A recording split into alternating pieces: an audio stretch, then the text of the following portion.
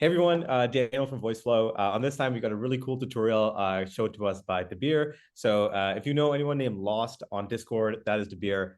He's really one of the best community devs that we have, building a ton of integrations on top of Voiceflow. And for this, he's actually found a way to make it really easy to have dynamic cards. And so in the example that he's going to show us, how he basically is able to take a recipe with a bunch of different ingredients, based on all those ingredients, dynamically generate cards to show you all the different ingredients that you need. In a way that you can actually repurpose for anything else, whether you're building a chat bot like a real estate bot, for example, and you're getting a bunch of pictures in, whether you're building like a recipe bot or whatever else you're building. And so Dabeer would love to kind of toss it over to you to show us a bit about what the solution looks like and then kind of walk us through how you built it. And then we're also going to have a template that Dabeer's created that you can access as well to kind of get to see the insides of how you set this together. Hey, all. Thanks, Daniel, for having me. Let's see how this works first. So we get a random recipe first, and if we click on view ingredients, we get a list of all the ingredients that are used to make this recipe. And it is all dynamic. It just keeps on showing us the ingredients until all the ingredients are listed out. And then we can just see a recipe or just we can get another recipe out of it. So let's see how it looks at the back end.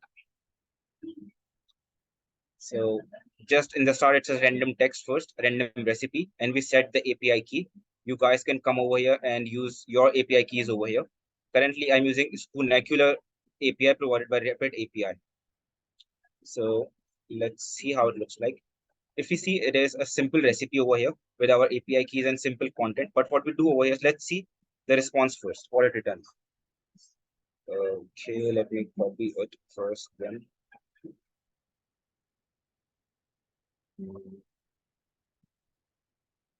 First.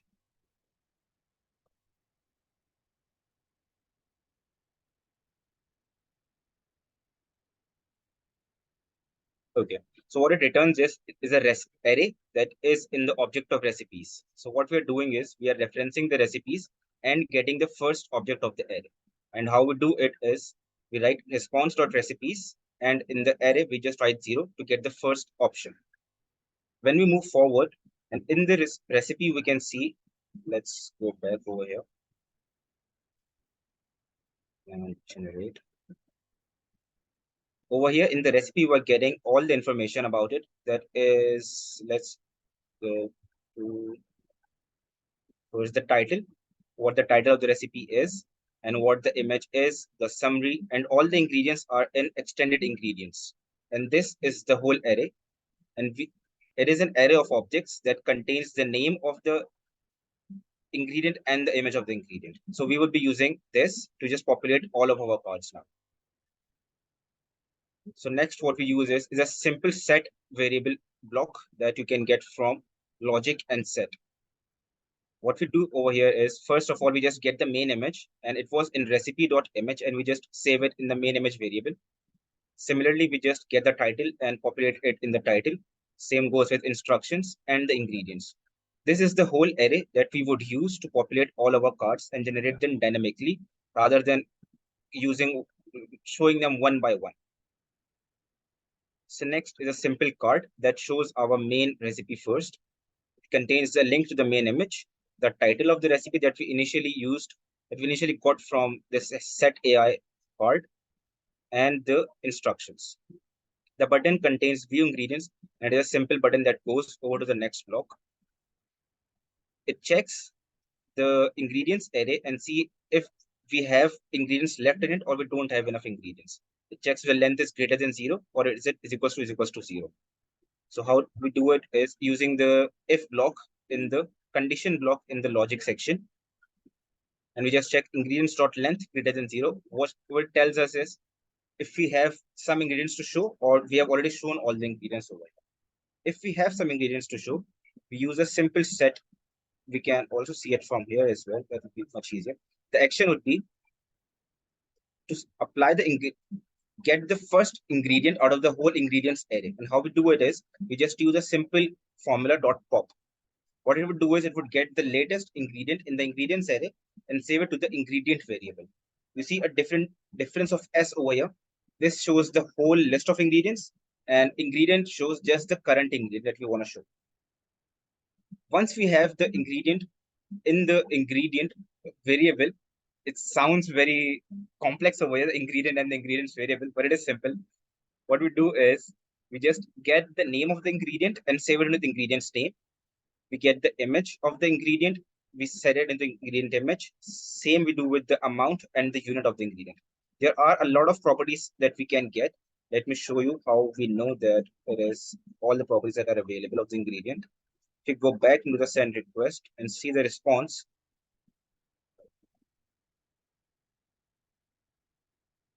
and in the ingredients, so this is one ingredient, and the image is chocolatecake.jpg. The name is Duncan Hines and the whole thing. The amount is 1 and the unit is box. So we are only getting this information and populating our variables about it. So let's go back over here. And when we have our name, image, amount, and unit saved in the ingredients variables, what we do is we create a card and we just populate the card with those variables. For the image, what Spoonacular provides us a simple URL for getting the image. It just gives out the name first, and we got to use this URL to populate the image.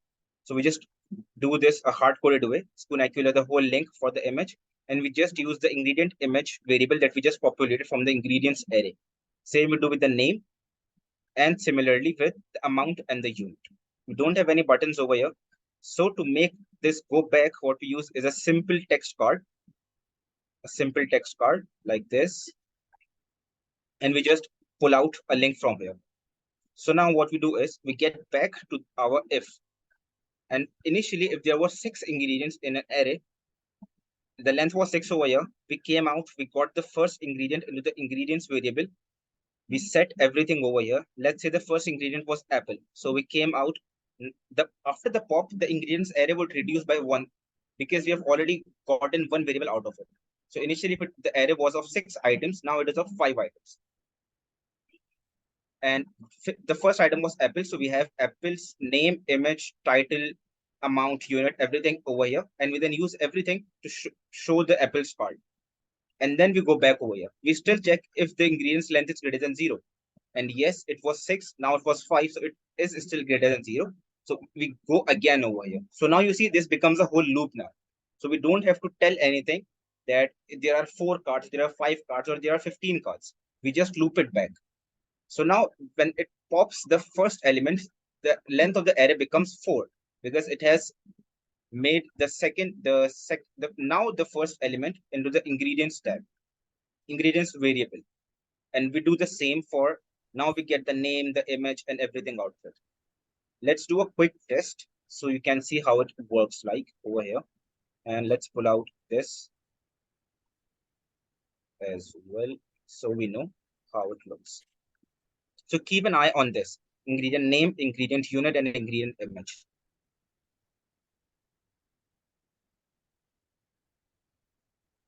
Get a random recipe, and as soon as we click on view ingredients, it just starts looping on this. You see over here, it was baking soda, and I think it would be the last one. Yes, it is. It just populates everything first. It just goes on and on and on and on, and just creates all the cards that you want. Wow. We're just using one card over here, but you can see we have populated more than 15 cards, I would say. That's awesome. And yeah, and if like this is really cool because you're including the images and the title and the description as well. And so, if we didn't want to include the images, for example, then all the cards would kind of be stacked up on top of each other. So it'd be very easy to read. Yeah, it would look like a button then. Yeah, exactly. That's Awesome. yes, I think let's just try it out as well. Talk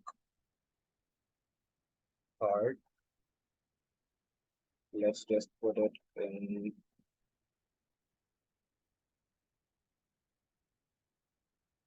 here, and let's get this one out, and let's just use the name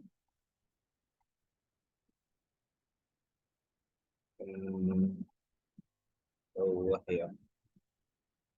And if you try it again,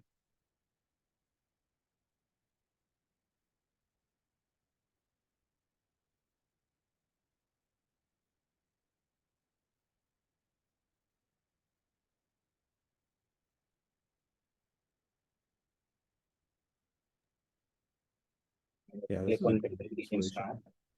So you see, it's a random recipe every time, so we don't know how many ingredients we would be getting. But Hmm. the logic is sound enough that it gets all the ingredients and just populates each one of them. Yeah, that's awesome. And so here you can see that it's just like kind of stacking them up like cards. And so you can really customize, do you want to have descriptions? Do you want to have cards? Do you want to have like titles, images, whatever you have. So I think Dabeer, this is an awesome solution that you've got here. And just one question. So the dot pop function you used above. So that's the one that's Yep. really looking at the whole array and saying, okay, there's 7 objects. I'm Yes. going to reduce this by 1. Now it's going to be 6 objects. I'm going to grab the first one. Yep. So what pop does is, you see that it's an array of, let's say, 6 elements. Hmm. The job of the pop is to just remove the first element from the array. Oh, So interesting. initially it was 6. Each iteration it gets reduced. It was 6, then it became 5, then it became 4, then it became 3, then it became 2, then it became 1. And after the last one, we check if the length of the ingredients is 0. And we, like over here in condition 2, we check if the ingredients length is equals to 0. Hmm. This means we have like replenished the whole array of the ingredients, and now we don't have any ingredients to show. So what we do then, we just go back and show some buttons. Over here we can see that I am getting a link from here Yeah. all the way to here. So we just Awesome. want, yes, if you want to see another recipe, we can just see it. If you want to see instructions, we can see it, everything right away. Very cool. And so basically you take the array of 6 objects, you say, cool, load the first object, we're going to load the title, etc. image. And then after we've done that, we're going to say, okay, take the array and just get rid of the first one. And Yes. then now, so it shows it. Then the second time it goes through, it says, take the first one again, which is actually ingredient number 2. Once you've got it, remove it, and then go through that loop. So that's a really good, elegant solution.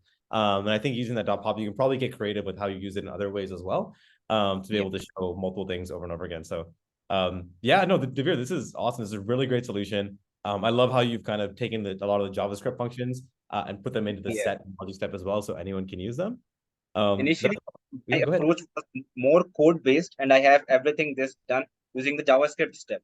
But I realized that not everyone coming on to Voiceflow is a coder. And Voiceflow is versatile enough to do everything that you want to do with code by just using the no code tools. So I just translated it all into no code steps. Then. So it's easy Awesome. for everyone to understand. Yeah, no, that's great. And yeah, Dabeer, I'd love if you could share a bit about some of the other stuff that you're building as well, and how people might be able to get in contact with you if they do want to work with a developer or use some of the custom integrations that you're building. Yes. One thing before that, this is Yeah. how it would like for if we are just using the buttons instead of the whole text in the card. Currently, it's just doing the first name. I don't know why is that, but this we can just use it to just make buttons out of it as well, like dynamic buttons. Because I was Very. seeing a lot of queries in the community where people want to show some sort of dynamic buttons, and now we can use a stack like this of the buttons. Oh, that's Well, awesome. so yes. So stuff that I've been working on is I've been building a lot of integrations for Voiceflow. Mainly the currently integration that a lot of people know me for currently is one I recently launched a Stripe integration. So what you can do is you can just accept the payments right into your Voiceflow chat. You don't need to go anywhere else or just send your user to somewhere else to make a purchase.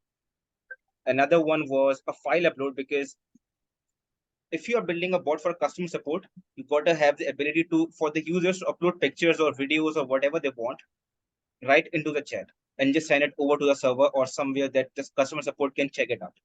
So what I built was a simple solution that allows you to use your camera even for getting a picture and uploading it in the voice. The Awesome. next one that is going to be launched most probably this week is a native integration with Instagram. So now all of the Voiceflow bots would write in, you can just go onto the website, click on login with Facebook, enter your Voiceflow project ID over there, select your Instagram account, and your bot would be handling all of your conversations on Instagram as well, then, including your cards, including your buttons, including carousels, everything right in there. Awesome. Cool. No, that's super exciting. I can't wait for the Instagram one to come out. I know it's a big ask from a lot of community members. So if anyone's interested, I think by the time this video is up, we should have the integrations page live. So you go to voiceflow.com/integration. So integration, not plural, just one. We'll have it linked on the top bar of the website as well. You'll be able to see the integrations that Dabeer's created, including this Instagram one. the Calendly one, the file upload, and how to get in contact with him. And you can kind of see what the community members are building as well. So Dabeer, thank you so much for kind of walking us through this. We'll include the template that you've got here in our templates page. And yeah, we will see you again soon, and we'll see you in Discord. Sure we will. Sure we will.